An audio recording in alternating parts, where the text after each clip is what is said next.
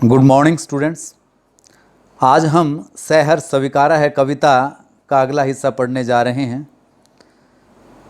हमने देखा था कि कवि ने सब कुछ हर्ष के साथ स्वीकार किया है।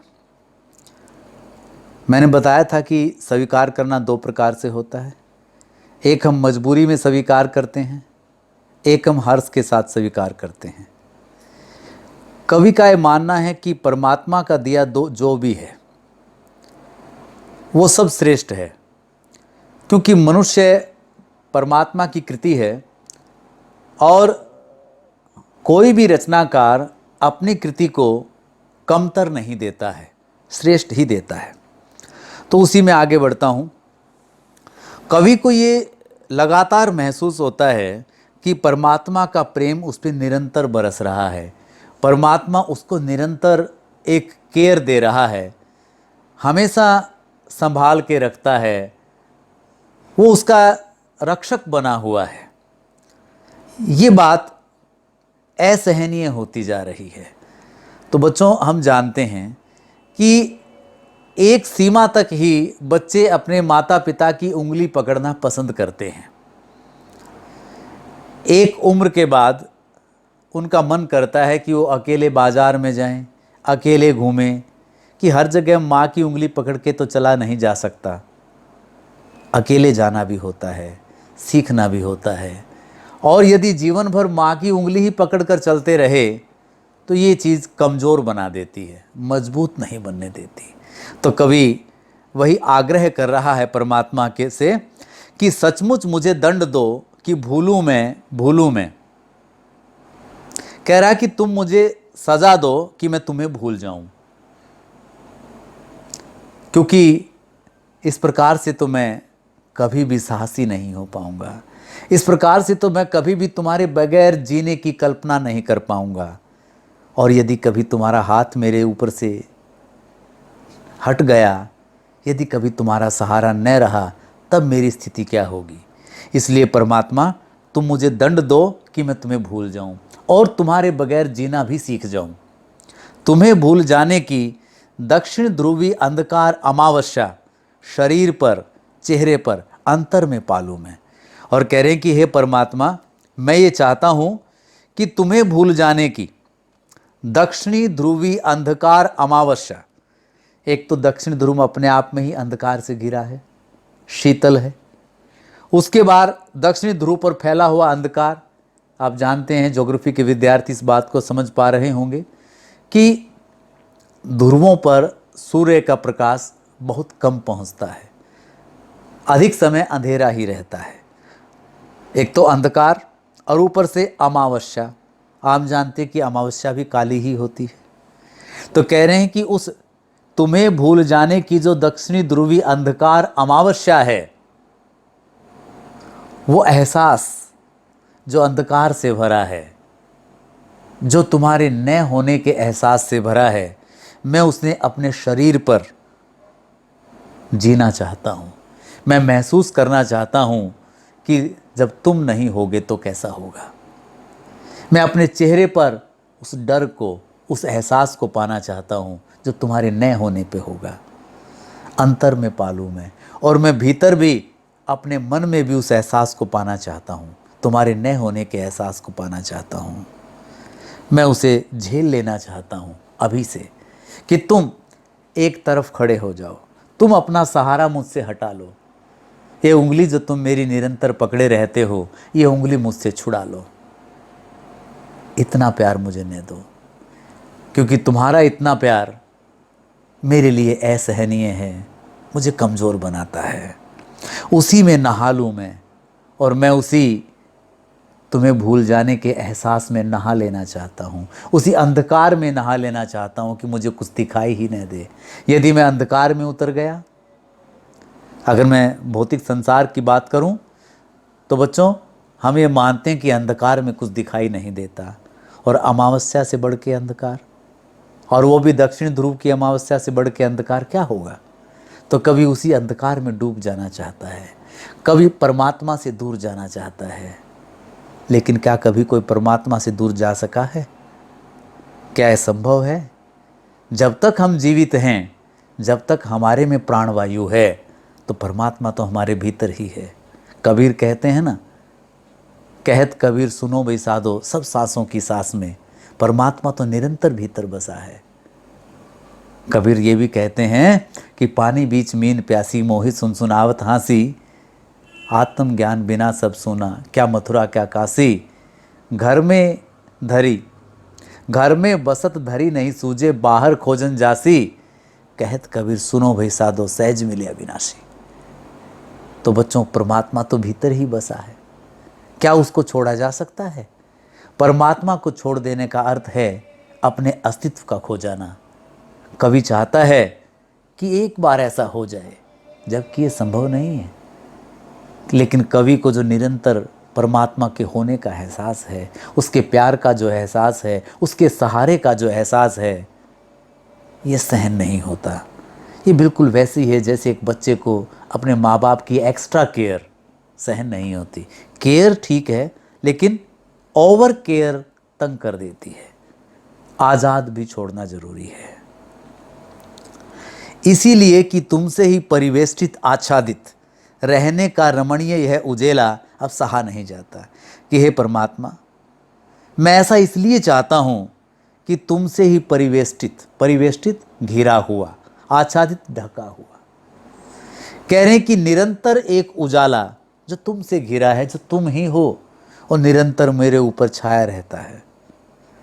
वो रमणीय, वो प्रिय, वो प्यारा सा एक प्रकाश पुंज जो निरंतर मुझे घेरे रहता है, मुझे ढके रहता है, अब मुझसे सहा नहीं जाता, नहीं सहा जाता। ममता के बादल की मंडराती कोमलता भीतर पिराती है। कह रहे हैं कि तुम्हारी जो मेरे प्रति ममता है, अब बच्चों की कविता थोड़ी सी माँ की तरफ जा रही है। माँ और परमात्मा में बड़ा अंतर नहीं है। माँ भी अपना सर्वस्व अपने बच्चे के लिए लुटा सकती है, माँ भी अपना श्रेष्ठ ही अपने बच्चे को देती है। माँ से प्रिय संसार में दूसरा नहीं, माँ से ज़्यादा शुभ चिंतक संसार में दूसरा नहीं। तो बिल्कुल माँ का कद लगभग परमात्मा के कद के बराबर है। तो आप इस कविता को माँ और परमात्मा दोनों के साथ समझ सकते हैं। तो ममता के बादल की मंडराती कोमलता, कह रहे हैं कि जो ममता रूपी बादल है, अब ममता तो कोमल ही होती है, ममता कठोर हो नहीं सकती। बच्चों, माँ का जो प्रेम है ना, वो विशेष है। देखिए, एक बच्चा अगर गलत भी है, अपराधी भी है, तो भी वो माँ के हृदय में उसके प्रति हमेशा प्रेम ही रहता है। कहा भी है कवि ने कि वह मेरे गुनाहों को अपने आंसुओं से धो देती है, माँ जब बहुत गुस्से में होती है तो रो देती है।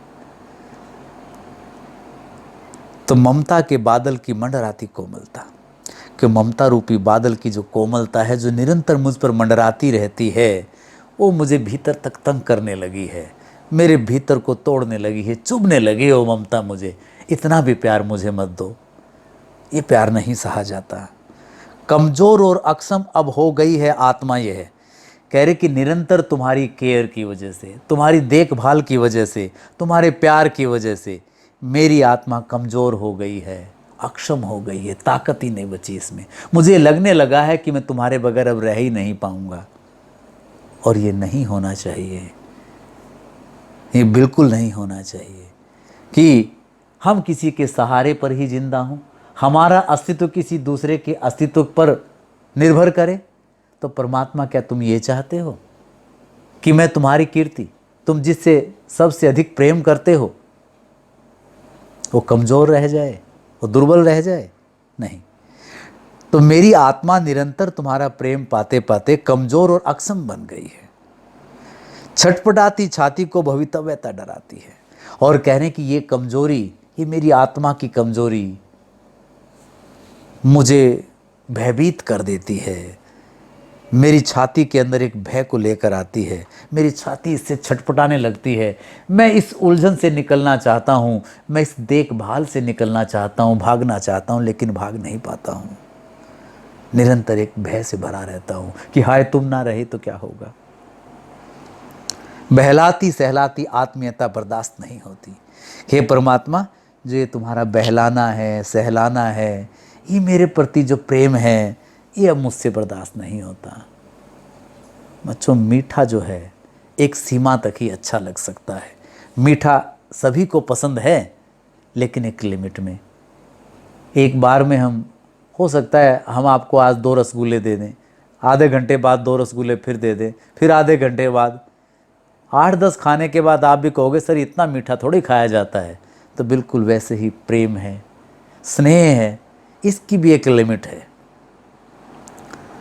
अतिरिक्त हो जाना ही गलत हो जाता है। थोड़ी स्वतंत्रता भी चाहिए, थोड़ा मुट्ठी का खुलना भी जरूरी है। तो देखिए, सचमुच मुझे दंड दो कि हो जाऊं पाताली अंधेरे की गुहाओं में, विवरों में, धुएं के बादलों में, बिल्कुल मैं लापता। कि हे परमात्मा, तुम सचमुच मुझे दंड दो कि मैं कहाँ गुम हो जाऊं? पाताली अंधेरे की गुहाओं में। जो पाताली अंधेरे हैं, पाताल पूरा अंधेरे से भरा हुआ, पृथ्वी के नीचे अंधेरा ही अंधेरा है, और उसकी भी गुफाओं में, पाताली अंधेरों की गुफाओं में, और गुफाओं के भीतर भी जो बिल हैं, विवर बिल को कहा जाता है, और उन बिलों के अंदर भी धुएं के बादलों में, बिलों के अंदर भी जो धुएं के बादल हैं, मैं बिल्कुल वहाँ लापता हो जाना चाहता हूँ। मुझे लगता है वहाँ तो तुम नहीं होगे। अब इतने अंधेरे में, इतनी गहराई में तो तुम क्या होगे? लापता कि वहाँ भी तो तुम्हारा ही सहारा है। फिर कवि को एकदम आभास होता है कि परमात्मा तो कण कण में है, उसे कैसे वहाँ से मिटाया जा सकता है? कि पृथ्वी पर सब जगह परमात्मा है। एक आपने प्रार्थना की होगी बचपन में या स्कूल में कि तुझ में ओम, मुझ में ओम, सब में ओम समाया, सबसे कर लो प्रीत, जगत में कोई नहीं पराया। और कबीर तो कहते ना, परमात्मा घट घट वासी है। हर चर में, हर अचर में परमात्मा समाया है। परमात्मा मंदिर की ईंट में भी उतना ही है, और परमात्मा मस्जिद की ईंट में भी उतना ही है। परमात्मा गिरजाघर की ईंट में भी है, परमात्मा गुरुद्वारे की ईंट में भी है, परमात्मा एक पेड़ में भी है, और परमात्मा एक झील में भी है। वो तो सब जगह है। तो कवि कहता है, लापता कि वहाँ भी तो तुम्हारा ही सहारा है। कह रहे मैं वहाँ लापता हो भी जाऊँ, लेकिन वहाँ भी तुम्हारा सहारा रहेगा, तुम तो वहाँ भी रहोगे।